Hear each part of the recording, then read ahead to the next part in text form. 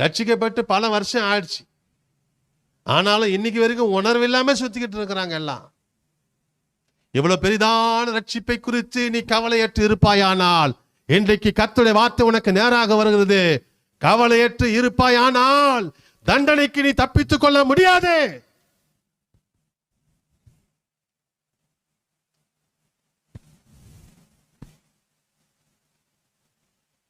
சத்தியத்துக்கு செவியை விலக்கி கட்டுக்கதைகளுக்கு நீ செவி சாய்க்கிற.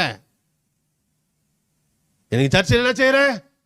யாராவது வசனத்தை போதிச்சா அந்த பாஸ்டர் சர்ச்சை விட்டு வெளியே துரத்தி விட்டுறான். போகலையே வேணா உன் சத்தியம். கதை சொல்றவனையும் பாட்டு பாடுறவனையும் ஆட்டம் போறவனையும் கூத்தாடுறவனையும் கொண்டு வந்து சபையில வச்சு என்ன பண்ண போற நீ?